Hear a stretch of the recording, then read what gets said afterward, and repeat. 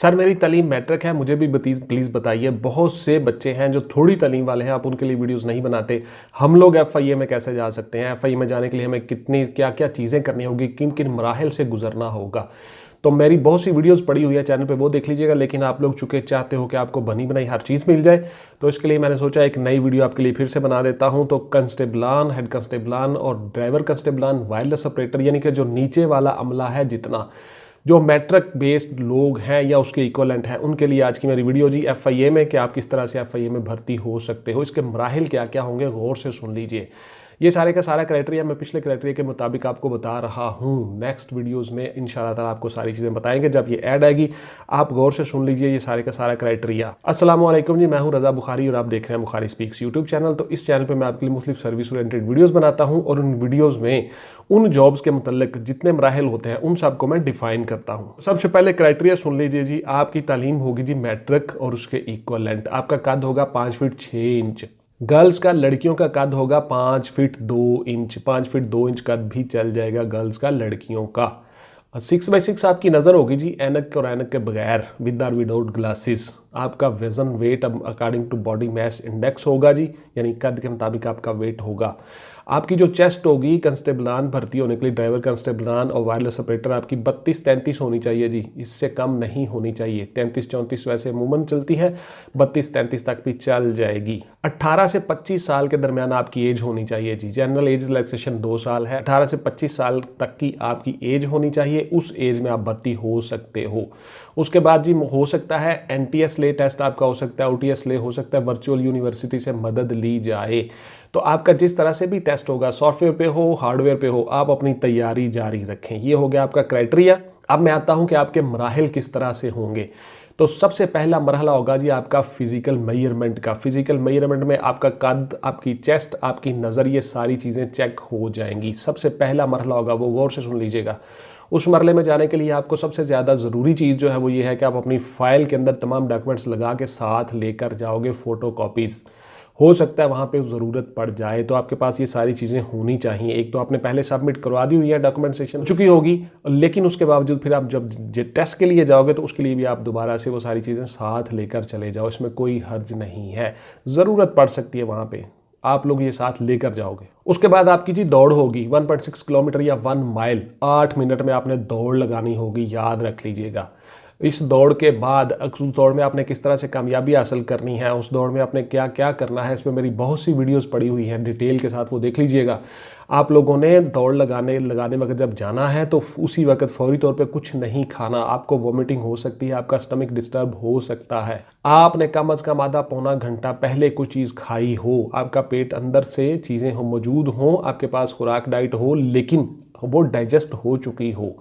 Fresh आपने कोई चीज़ नहीं खानी। पानी की बोतल्स वगैरह साथ ले जाएं, गर्मी शर्मी होगी।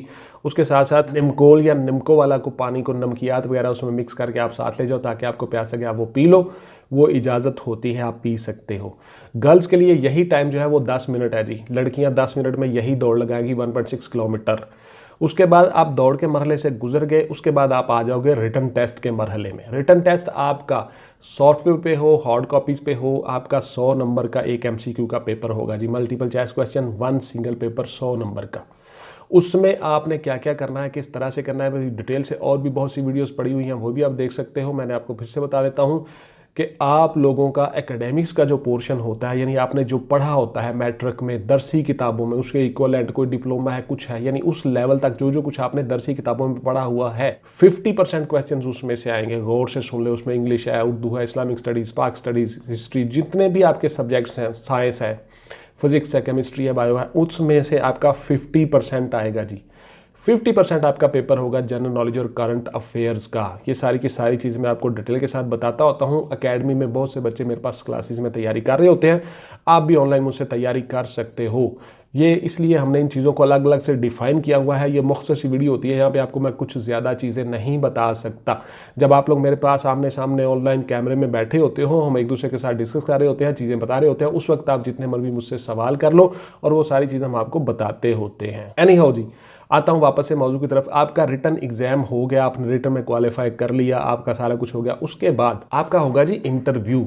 इंटरव्यू में आप लोगों को मैंने बहुत सी मेरी वीडियोस पढ़ी हुई है, एक एक चीज़ डिटेल के साथ बताई हुई है कि आपका बॉडी लैंग्वेज आपकी कैसी होनी चाहिए, बॉडी पोस्चर कैसा होना चाहिए, कैसे आपने बैठना है, हाथों को कैसे रखना है, डिफाइन कैसे करना है चीज़ों को, बयान कैसे करना है, सवालों के जवाब कैसे देना है, एक एक चीज़ एक एक लम्हे पे मैंने आपको हर चीज़ गाइड की हुई है। बहुत सी मेरी वीडियोस पड़ी हुई है चैनल पे, वो आप देख सकते हैं, उनसे मदद और रहनुमाई गाइडलाइन ले सकते हैं। आपने क्या क्या करना है बता देता हूँ मुख्तसर। 3 आपके पोर्शन होते हैं जी आपके इंटरव्यू के। नंबर 1 आपकी अपनी ज़ात और आपकी घर वाली फैमिली वगैरह इन सब के बारे में पूछ लिया जाता है। आपका फैमिली सेटअप क्या है। दूसरे नंबर पे आपकी एकेडमिक क्वालिफिकेशन, एजुकेशन और आप क्या क्या करते हो, हॉबीज़ वगैरह ये पूछ लिया जाता है।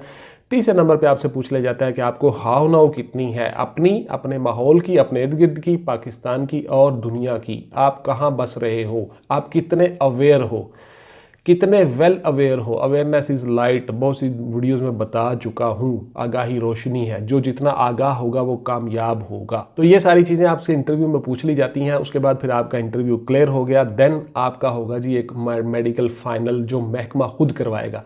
डिपार्टमेंट खुद साथ जाके वो मेडिकल करवाता है। उस मेडिकल की बेस पे आपकी तनख्वाह पे शुरू होती है। उस पे में आप जो है आपकी सीनियरिटी भी फिक्स होती है उसी मेडिकल से। जो मेडिकल होता है एमएस साहब वो मेडिकल करते हैं, medical student. District headquarter hospital हो सकता है, कोई डीएचक्यू हो सकता है, तहसील हेडक्वार्टर हॉस्पिटल हो सकता है, जिस लेवल पे भी महकमा डिपार्टमेंट चाहे। सर्विसेज हॉस्पिटल हो सकता है, वहाँ पे जाके आपका वो मेडिकल करवा लिया जाता है। वो डिपार्टमेंट वाले बंदे खुद करवाते हैं, उससे आपकी पे शुरू हो जाती है। उसके बाद फिर आपको ऑफर लेटर दिए जाते हैं। आप ऑफर लेटर सिग्नेचर करके वापस डिपार्टमेंट को देते हो, फिर आपको अपॉइंटमेंट लेटर दिए जाते हैं। आप बाकायदा डिपार्टमेंट का हिस्सा बन जाते हो। उसके बाद फिर अगला मरहला आ जाता है। अगले मरहले में आपकी आ जाती है जी ट्रेनिंग। आपकी ट्रेनिंग जो है, बहुत से बच्चे सवाल करते हैं कि सर ट्रेनिंग में क्या होता है, किस तरह से होता है। तो देखिए, आपको सबसे पहले डिसिप्लिन सिखाया जाता है, यूनिफॉर्म पहनना, सलाम सल्यूट करना। उसके बाद अफसरान के पास साथ कैसा रवैया होना चाहिए, अवाम के साथ कैसा रवैया होना चाहिए, क्रिमिनल्स को आपने कैसे पकड़ना है, हाउ टू टैकल क्रिमिनल्स, ये सारी चीज़ें आपको सिखाई जाती है। उसके बाद फिर आपको लॉ पढ़ाया जाता है, कवानीन पढ़ाए जाते हैं जो FIA के मुतल्लिका हैं, कंसर्निंग हैं। आपको पता हो आपकी जॉब डिस्क्रिप्शन क्या है। उसके बाद फिर आपको वेपन हैंडलिंग सिखाई जाती है, फायर शायर, परेड शेड, PT एक्सरसाइजेज, ये सारी की सारी आपकी ट्रेनिंग होती है। आप FIA में काम करने के लिए तैयार हो जाते हो, फिजिकली भी और मेंटली भी। उसके बाद जी आपकी पोस्टिंग हो जाती है। और ट्रेनिंग की ड्यूरेशन जो है वो गौर से सुन लें जी, 6 माह से 9 माह तक हो सकती है। हो सकता है आपको 3-4 माह में ही क्लियर कर दें, जब कोई बैच पीछे ना हो, पीछे नफरी की ज़रूरत हो, तो आपको इस कोर्स को शॉर्ट कर दिया जाता है। अगर आपके पीछे कुछ बैच हैं, कुछ चीज़ें हैं, तो आपकी 6 माह तक ट्रेनिंग हो सकती है। उसके बाद आपकी पासिंग आउट हो जाती है। उसके बाद अगर मज़ीद कुछ हो मसले मसाइल, कोई कभी कोई VIP नहीं आया, कभी कुछ नहीं हुआ, ट्रेनिंग मॉड्यूल चेंज हो गया, कोई नया एक्ट आ गया, कुछ भी हो सकता है, तो आपकी ट्रेनिंग 9 माह तक चली जाती है। अप्रॉक्सीमेटली 6 से 9 माह के दरमियान आपकी ट्रेनिंग हो जाती है। उसके बाद जी आप लोगों को एक चीज़ और बता दूं कि आप लोग जब वापस आ जाते हो तो फिर बेटा आपको छुट्टी भी मिलती है। बहुत से बच्चे कहते हैं कि सर छुट्टी मिलती है, क्या हम घर आ सकते हैं, क्या हम फलां कर सकते हैं। तो आपके बहुत से सवालात होते हैं। आपको छुट्टी भी मिलती है, घर भी आ सकते हो ड्यूटी ऑफ करके, और उसके बाद फिर आप मज़ीद तालीम भी जारी रख सकते हो अपने तौर पर, प्राइवेट तौर पर। रेगुलर क्लासेस में आप नहीं जा सकते। आप किसी और डिपार्टमेंट का एग्जाम दे सकते हो, आप CSS कर सकते हो, PCS कर सकते हो, डिपार्टमेंटल परमिशन सर्टिफिकेट साथ लगा के। तो ये सारे के सारे काम आप कर सकते हो जी, कोई आपको रिस्ट्रिक्शन पाबंदी नहीं होती। तो इस तरह से आप FIA में भर्ती होकर अपनी जॉब सर्विस का आगाज़ कर लेते हो। ये वीडियो जो है आज की, ये उन बच्चों के लिए है जो कम तालीम याफ्ता है, यानी कंस्टेबलान, ड्राइवर कंस्टेबलान, वायरलेस ऑपरेटर्स और इस तरह से नीचे जितना अमला होता है, जो मैट्रिक और उसके इक्वलेंट लोग भर्ती होना चाहते हैं FIA में। उन लोगों की आज की ये वीडियो है। गौर से सुन लें जी, ये सारे के सारे क्राइटेरिया से आपको गुजरना होगा। आप लोग मेहनत जारी रखें, उम्मीद है ईद के बाद वैकेंसीज आ जाएंगी, फिर उसमें आप अप्लाई कर लोगे, नो प्रॉब्लम। और आप अटैच रहिए अपनी बुक्स के साथ, एक्सरसाइज के साथ। 2 तरह से ये आपने तैयारी करनी है, रिटन की और फिजिकल की, दोनों तरह से आप तैयार रहो। डेली आप एक्सरसाइज करो, वर्जिश करो, ग्राउंड में जाओ।